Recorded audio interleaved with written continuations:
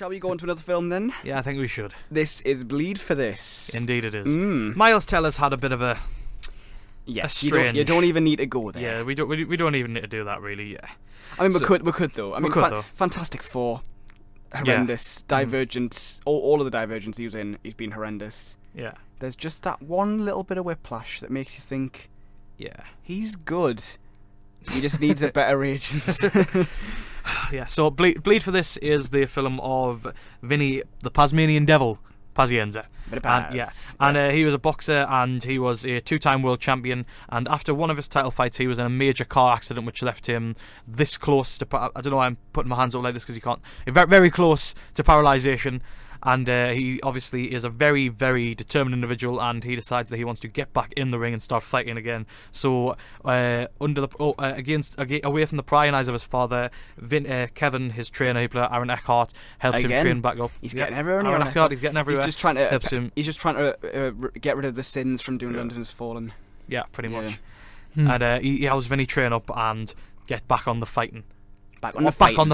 Vinny, come here. Now, I mean, I think we were already spoiled for quite a while, to be honest, in terms of boxing films this year, because Creed was just so... Oh, God, it was amazing. Yes. And I haven't seen it in a while. I need to see that again this year. It's terrific, isn't it? Yeah, but to be honest, I think... And obviously, we were also very, very spoiled in a different way last year with Southpaw. Phenomenal. And I think you've got to tread the line, I think, when it comes to boxing films and sports films in general, really, because there is a danger that you get too cliched. But for Bleed for This, I think on the strength of its performances, it manages to have quite a lot more than it should have, to be honest. I think Miles Teller he's got a focus about him. You can see in his eyes that, you know, it's like, please forget Fantastic Four. Look at me. I am acting as a boxer. I am a boxer in Rhode Island. Forget Fantastic Four. Forget Fantastic Four.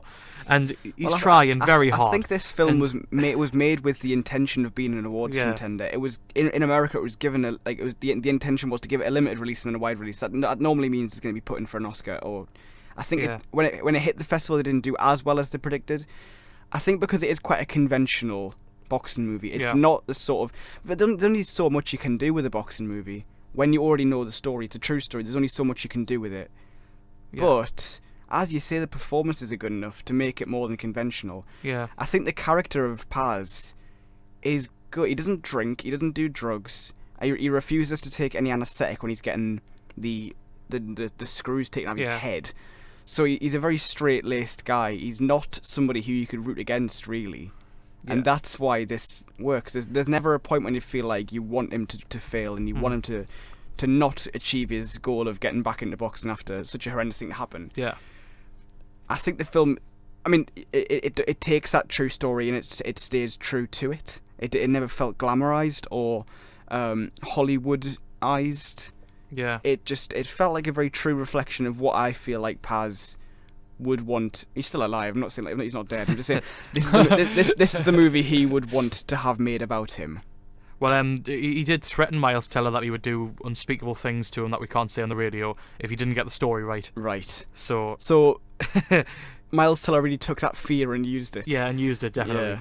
I just love the feeling of it. It felt like a really down to earth, family boxing story. Absolutely, yeah. I mean, I loved Ciaran Hinds as his dad, Angelo. I think there is a real sense of family and community in this, and of the fact that it isn't just like it's a big fight, but it's not like over the top grandiose. There's no like extreme melodrama. It's very muted. It wasn't over-egged like Southpaw. Yeah. There's some really well done humour in it, and I think it's the relationship between Kevin, Aaron Eckhart's trainer, and just the whole family dynamic they had between his sister and his mother and his father, his trainer, and the promoters that he gets involved with, the slimy promoters.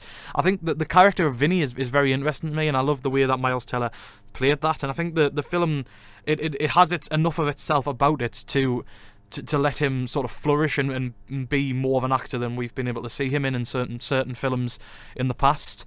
And I really dug the soundtrack as well. I think it has a good feeling about this film. It's got a world. I think the question is though, did he bleed for this?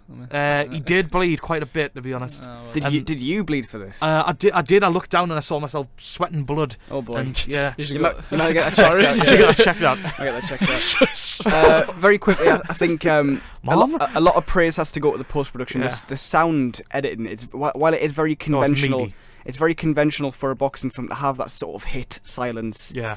What it does here is juxtaposes the silence with flashbacks through some dark moments and some good moments, and it's just the editing is very snappy. So that is a big bit of praise from me. I will recommend it. Yeah, I liked it. Can we like Miles Teller again? Almost. I feel like we probably could. I like War Dogs as well. So is there a more uncomfortable scene this year than the scene where he gets his halo removed? Because the No. sound effects in that were grim. you think, like, once they've once they've taken one nail out, Yeah. they don't need to show all four. Yeah. Oh, they do. And they do. Yeah. Thanks for that. I'd say go see it despite that. And Ben Younger directs, writes, and produces it. So Yeah. Well done. Well done, Yeah, Ben. well done. You've told the story justice.